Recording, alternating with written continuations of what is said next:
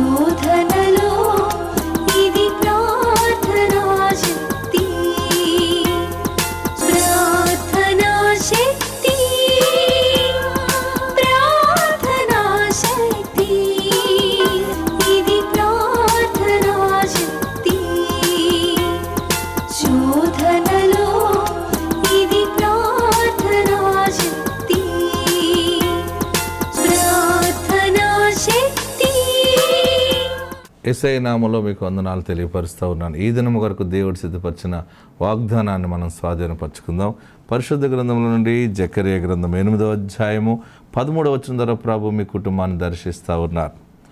జకర్యా గ్రంథం 8వ అధ్యాయము 13వ వచనంలో, యూదా వార్లరా, ఇశ్రాయేలు వార్లరా, మీరు అన్యజనులలో ఎలాగో శాపాస్పదమైంటిరో అలాగే మీరు ఆశీర్వాదాస్పదమగునట్లు నేను మిమ్మల్ని రక్షింతును. భయపడక ధైర్యము తెచ్చుకునుడి, దేవునికి మహిమ కలుగును గాక.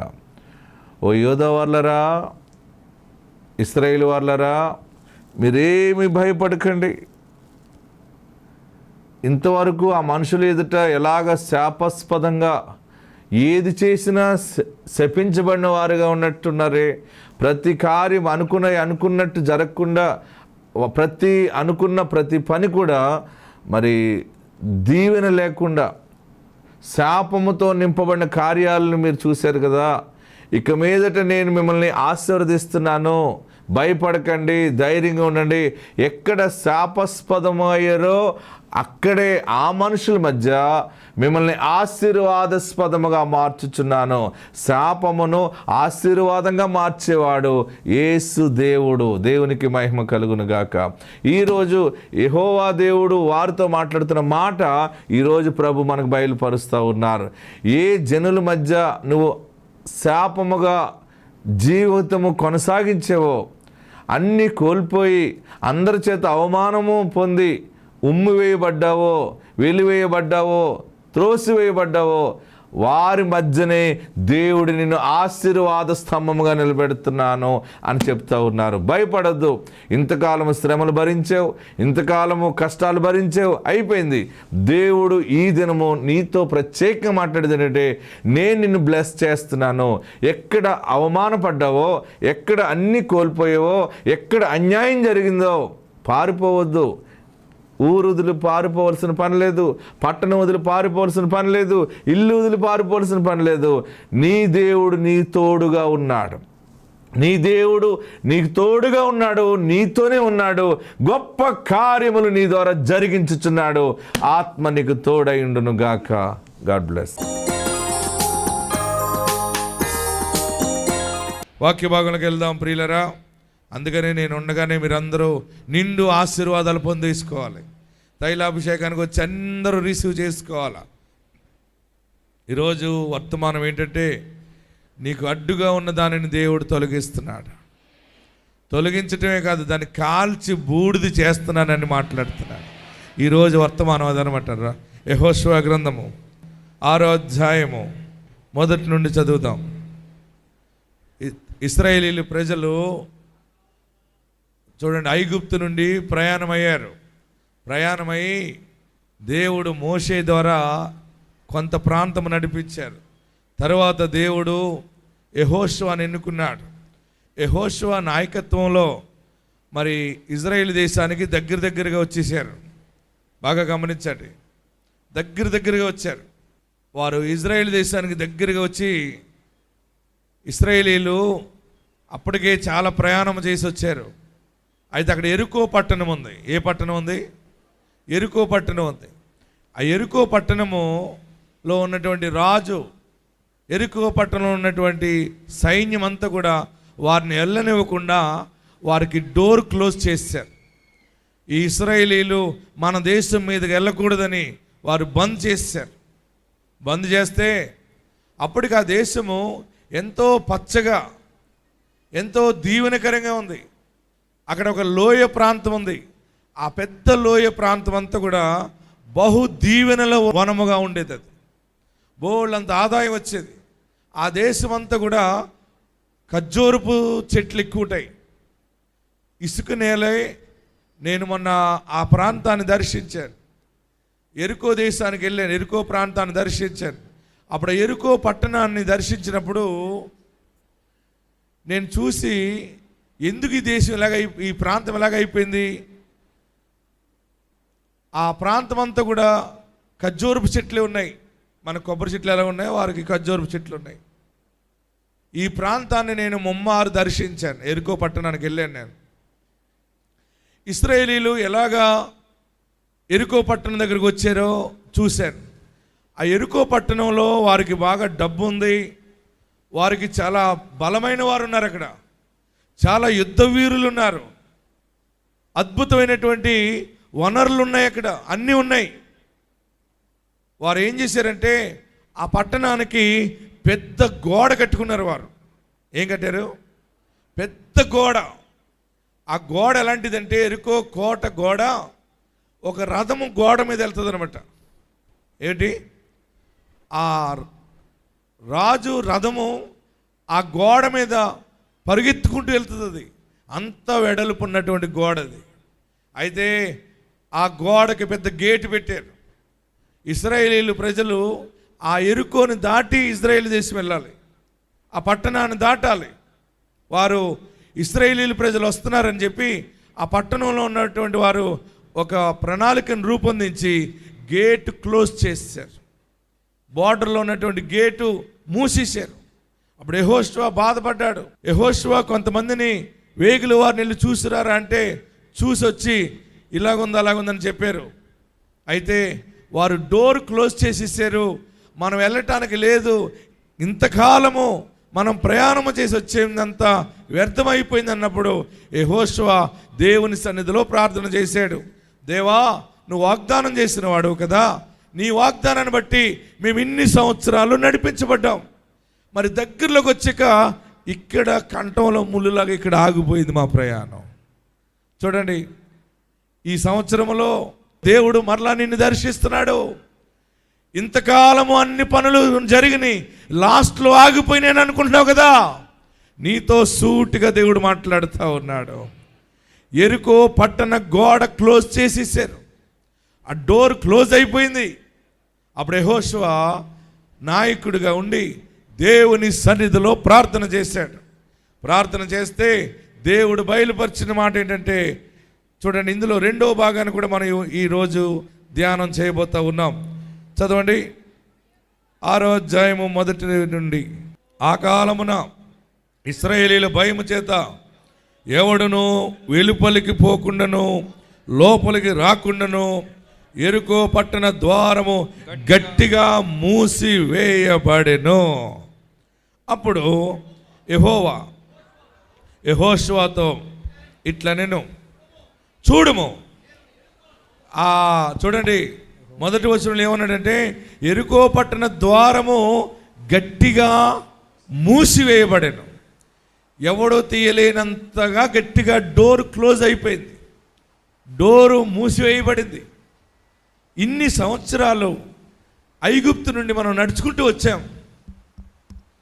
చాలామందిని మనం కోల్పోయాం ఈ ప్రయాణంలో. అయినా దేవుడు వాగ్దానం ఉందని వచ్చాం. దగ్గరికి వచ్చాక ఈ పట్టణం దాటేవంటే చాలురా బాబు అన్నప్పుడు ఆ పట్టణమే ద్వారము మూసేశారు, వారు రావద్దని. యెహోషువ ఏడ్చాడు, ఇశ్రాయేలు ప్రజలు ఏడ్చారు. ఏంటి ఇది దాటితే మనము కానానికి వెళ్ళిపోతాం కదా అనుకున్నారు వారు. ప్రియులరా, వెంటనే దేవుడు నాయకుడైనటువంటి యెహోషువకి బయలుపరుస్తున్నాడు. ఓ యెహోషువా, అప్పుడు యెహోవా యెహోషువతో ఇట్లా నేను చూడుము, ఓయ్ చూడు, నేను ఎరుకోను దాని రాజును పరాక్రమ గల సూరులను నీ చేతికి అప్పగించుచున్నాను.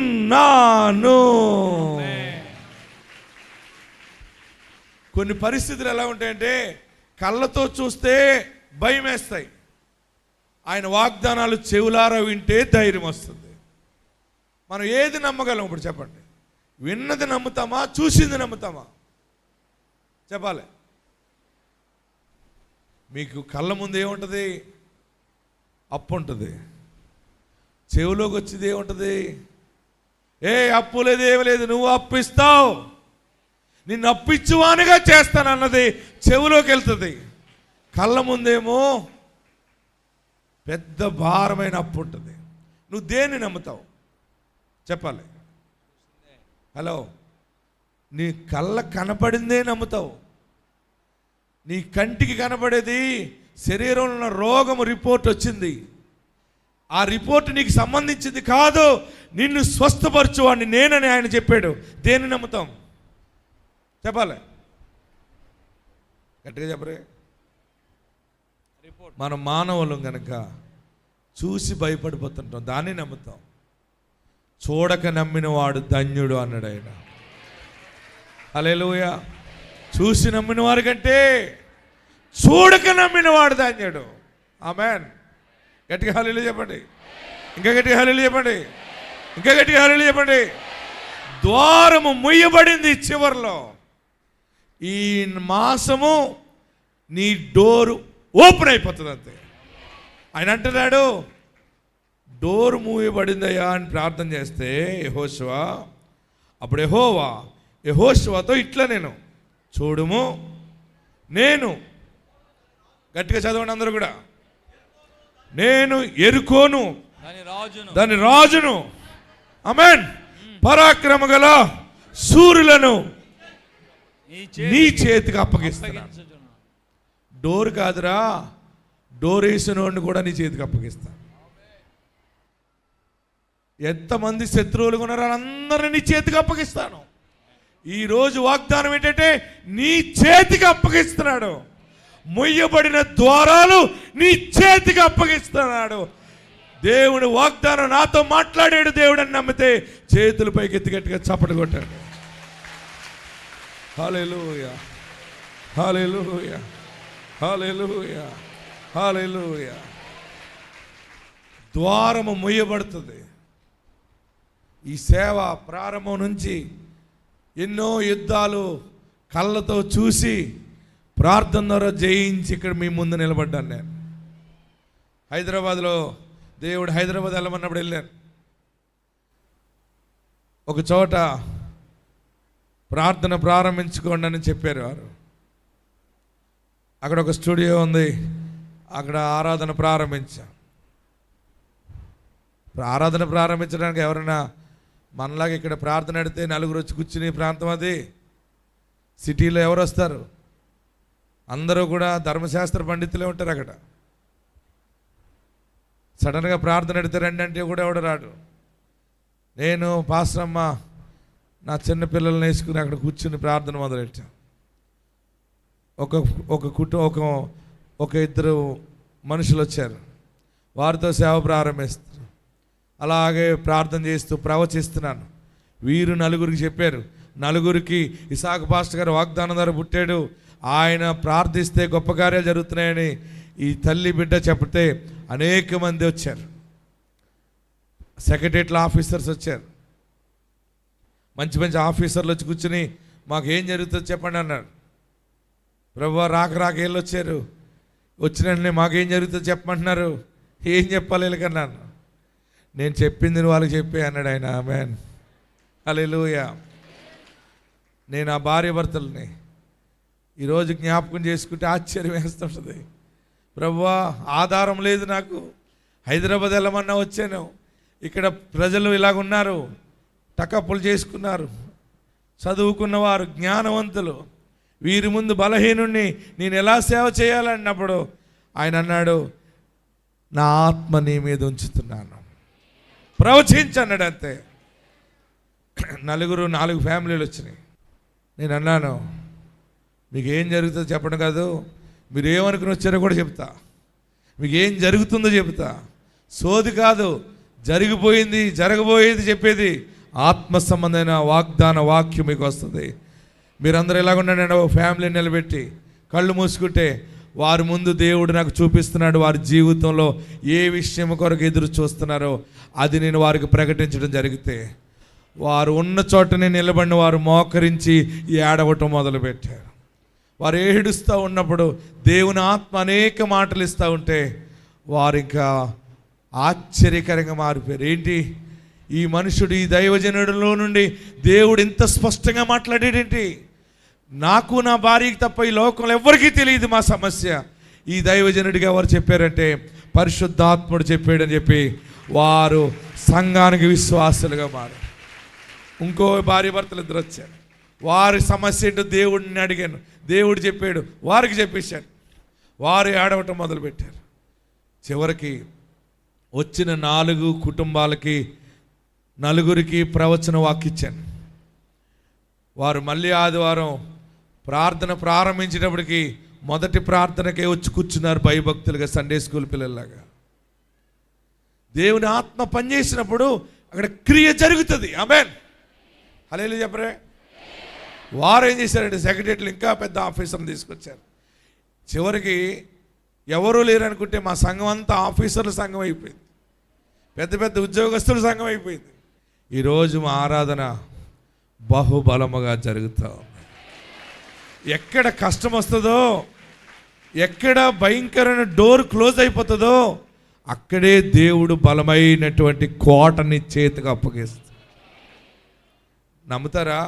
ఈరోజు సికింద్రాబాద్ ప్రాంతాన్ని దేవుడు నా చేతికి అప్పగించాడు, హైదరాబాద్ ప్రాంతాన్ని అప్పగించాడు, అన్ని ప్రాంతాలను అప్పగించాడు. హల్లెలూయా చెప్పండి, గట్టిగా హల్లెలూయా చెప్పండి, ఇంకా గట్టిగా హల్లెలూయా చెప్పండి. నేను డబ్బు సంపాదించాలనే మాట ఉంటే అన్ని చోట్ల ఎల్ఈడీలు ఇచ్చేసేవాడిని. ఒక ఎల్ఈడి ఒక్కొక్క ప్రాంతం ఇస్తే అందరూ కానుకలు వేస్తారు, బోల్ డబ్బు వస్తుంది. నాకు కావలసినంత దేవుడు ఇచ్చాడు, నాకు వద్దనుకున్నాను. ఇంకా ఏది ఉన్నా దేవుని రాజ్యం కొరకు కష్టపడాలి, ఖర్చు పెట్టాలి, నాకు దర్శనంతో వెళ్తున్నాను. నా ప్రియ సహోదరులరా, ఈ దినము దేవుడు నీతో మాట్లాడుతున్న గొప్ప మాట ఏంటంటే, నేను జయించి ఇక్కడ నిలబడి మీకు చెప్తున్నాను. పరిశుద్ధాత్మ దేవుడు మాట్లాడుతున్న మాట. ఇశ్రాయేలీయుల ప్రజలందరూ యెరికో దగ్గరికి వచ్చి ఆగిపోయింది ప్రయాణం. అప్పుడు దేవుడు చెప్పాడు యెహోషువతోటి, ఇదిగో యెరికోను చెప్పాలి, ఒరే నువ్వు గోడ కోసం ఏడుస్తున్నావు, గోడ కాదు, గోడ లోపలున్న కింగ్ రాజుని నీ చేతికి అప్పగిస్తున్నాను. తర్వాత వాడి కింద ఉన్నటువంటి బలవంతులు, పరాక్రమ శూరులు ఉంటారు, అల్లరి గ్యాంగు, వారిని కూడా నీ చేతికి అప్పగిస్తున్నాను, భయపడకు. ఆమేన్. అప్పుడు దైవజనుడు యెహోషువ ప్రజలందరికీ చెప్పాడు, ఒరే గేట్ క్లోజ్ అయిపోతే అయిపోయింది, కానీ దేవుడు చెప్పాడు ఈ గోడని, ఈ పట్టణాన్ని, ఈ రాజుని, ఈ లోపల బలవంతులు సైన్యాన్ని మన చేతికి దేవుడు అప్పగిస్తున్నాడు. మరి మనం ఏం చేయాలి? మళ్ళీ యెహోషువ దేవుడిని అడిగాడు, ఎలాగ అప్పగిస్తావు, మేము ఏం చేయాలి మరి అంటే, మీరు 7 మార్లు పట్టణం చుట్టూ తిరగండి, పాటలు పాడండి, కేకలు వేయండి. ముందు 7 రోజులు తిరిగారు, ఒక్కొక్క రౌండ్ వేశారు. ఆఖరు రోజున దేవుడు చెప్పాడు, చూడండి అక్కడ ఎంత మంచి మాట చెప్పాడు. 20వ వచనం చదవండి. యాజకులు, అందరు బైబిల్ చదవండి గట్టిగా. యాజకులు బూరలు ఊదగా ప్రజలు కేకలు వేసిరి. బూరలు ఊదగా ప్రజలు కేకలు వేసిరి. ప్రజలు కేకలు వేయాలని చెప్పాడు, కేకలు వేస్తున్నారు. ఆ బూరల ధ్వని విన్నప్పుడు, బూరలు ఊదుతుంటే ప్రజలు ఆర్భాటముగా కేకలు వేయ. కేకలు ఏం కేకలు ఇవి? ఎర్రి కేకలు కాదు. ఎవడన్నా ఏదైనా పట్టిపోతే కేకలేస్తారు, ఇల్లు తగిలిడిపోతే కేకలేస్తారు, కొంతమంది ఎవరైనా చచ్చిపోతే గుండు బాదుకుని కేకలేసి ఏడుస్తారు. ఆ కేకలు కాదు, దేవుని కార్యము జరగబోతుందని విశ్వాసముతో వేయబడిన కేకలవి. ఆమేన్. హల్లెలూయా చెప్పండి. మీకు అడ్డుగా ఉన్నది ఈ నెలలో పటాపంచలు అవుతుంది. నేను చెప్తున్నాను, మీకు దమ్ముంటే నమ్మండి, కేకలు వేయండి. దేవుడు కార్యము జరిగించాడని, శుభకార్యము తలపెట్టాడని, అయిపోయింది పనిని నమ్మిన వారందరూ గట్టిగా చప్పట్లు కొట్టి కేకలయ్యండి.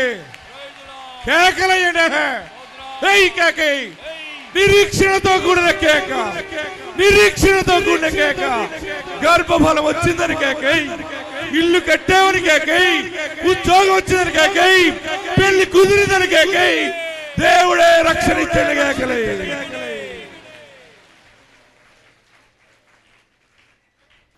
ఈ మాటలు అక్కడ రాయబడి ఉన్నాయి. కొన్ని వేల సంవత్సరాలు అయింది. నేను మన ఎరుకో పట్టణాన్ని చూసినప్పుడు అక్కడ అసలు ఉండబుద్ధి కాలేదు నాకు. ఖర్జూరపు చెట్లు ఉన్నాయి కానీ ఇసుకుంది. ఆ ఎరుకో పట్టణంలోనే శోధన కొండ ఉంది. యేసుప్రభు వారు శోధించబడి, చూడండి ఎరుకో పట్టణాన్ని మీరు చూడొచ్చు. ఆ పట్టణంలో ఇసుక తప్ప ఏమీ లేదు. ఏముంది? ఎవడో తిరిగి పట్టణాన్ని కట్టలేదు, పాడు తిప్పుగానే ఉంది. ఎరుకో వెళ్తుంటే, బస్సులో వెళ్తుంటే ఇసుకుంది. రోడ్డు మధ్యలో ఖర్జూరపు చెట్లు ఉన్నాయి. బాగా కొంచెం బయటకు వచ్చి చూస్తే ఖర్జూరపు తోటలు ఉన్నాయి తప్ప ఇంక వారికి ఆదాయం లేదు. సరైన బలమైన వాళ్ళు లేరు అక్కడ. ఒకప్పుడు బలమైన వాళ్ళు ఉండేవారు. దేవుని బిడ్డలను అడ్డుకున్నందుకు వారు సర్వనాశనం అయిపోయారు. హల్లెలూయా చెప్పండి. ఈరోజు ఆశీర్వాదం ఏంటంటే, నీ ముందున్న గోడ కూలిపోతుంది. నీకు అడ్డుగా ఉండి నీ ఎదుగుదలకి ఏది అడ్డుగా ఉందో ఆ ప్రాంతాన్ని దేవుడు నీ చేతికి అప్పగిస్తున్నాడు. ఆ శత్రువులను దేవుడు నీ చేతికి అప్పగిస్తున్నాడు. ఇక మీదట నిన్ను బాధ పెట్టిన వారు ఎవరు వర్దెల్లరు. మీ అందరి తరపు నేనే కజ్జివాడేస్తున్నాను. మీకెవరైనా శత్రువులుగా ఉంటే వారు పాడైపోతారు. మిమ్మల్ని ఎవరు దీవిస్తారో వారు దీవించబడతారు. మిమ్మల్ని శపించి వారు శపించబడతారని అబ్రహాముతో దేవుడు చెప్పాడు. ఈ దినము దేవుని వాగ్దానము, దేవుడు మీ అడ్డుగా ఉన్న కోట గోడలన్నీ పడిపోతాయి. అందరూ కూడా లేచి నిలబడండి. ఎక్కడున్న వారు అక్కడ లేచి నిలబడండి. మీరు ఈ రోజు నుండి దరిద్రం కాలిపోయిందని నమ్మండి. మంత్రశక్తులు కాలిపోయినాయి, తంత్రశక్తులు కాలిపోయినాయి. మీ ఇంటి మీద చేతబడి పూజలు, నీ నాశనము కోరిన మనుషులు దేవుడిని చేతికి అప్పగిస్తున్నాడు. వారు తప్పు అయిపోయింది క్షమించని అడుగుతారు నిన్ను. ఎక్కడున్నవారు అక్కడే రెండు చేతులు పైకి ఎత్తండి, స్ట్రైట్గా ఎత్తండి. నీవు విడుదల పొంది ఉన్నావు. నీవు గొప్ప జయము కలిగి ఉన్నావు. గొప్ప జయము కలిగి ఉన్నావు. గొప్ప శుభం చూడబోతున్నావు. ఇక నీ ప్రయాణం ఆగింది కదా. ఇప్పుడు ఏ ఆటంకం వచ్చిందో ఆ ఆటంకాన్ని తొక్కుకుంటూ ముందుకు సాగుతావు. అడ్డు తొలుగుతుంది. అందరు రెండు చేతులు తలపైన పెట్టుకోండి. నమ్మిన వారందరూ చప్పట్లు కొట్టి తలపైన చేతులు పెట్టుకొని, నన్ను ఆశీర్వదించు దేవా. నీ సేవకుడి ద్వారా మాట్లాడావు. నీ సేవకుడి ద్వారా మాట్లాడావు. నీ సేవకుడి ద్వారా మాట్లాడావు. నన్ను ఆశీర్వదించని అందరు రెండు చేతులు మీ తలపైన పెట్టుకోండి. రెండు చేతులు తలపైన పెట్టుకోండి. నన్ను దీవించు, నా పాపాలు క్షమించు, నన్ను పరిశుద్ధపరచు. నీకు విరోధంగా నేను మాట్లాడానేమో, నీకు విరోధంగా జీవించానేమో, నువ్వు నాకు మాట ఇచ్చావు. నన్ను ఆశీర్వదించు. నీ రక్షణ నాకు దయచి. నా ఇంటికి నీ రక్షణ కావాలి. నా ఇంటికి నీ వెలుగు కావాలి. నా ఒంటిలో నీ వెలుగు కావాలి. మంచి ఆరోగ్యం కావాలి. నన్ను కాపాడు. నా ఇంటిని కాపాడు, నా సమాజాన్ని కాపాడు, నా స్వజనులను రక్షించు. అందరూ ప్రార్థన చేయండి, అందరూ ప్రార్థన చేయండి. అప్పులన్నీ పోయినాయి, రోగం పోయింది, ఇక మంచే జరుగుతుంది, మంచే జరుగుతుంది. అన్ని దీపాలు వెలుగుతాయి, అందరూ ఆశీర్వదించబడతారు, అందరూ అభివృద్ధి చెందుతారు. దైవ దీవెన ప్రాప్తిస్తుంది, దైవ కృప ప్రాప్తిస్తుంది.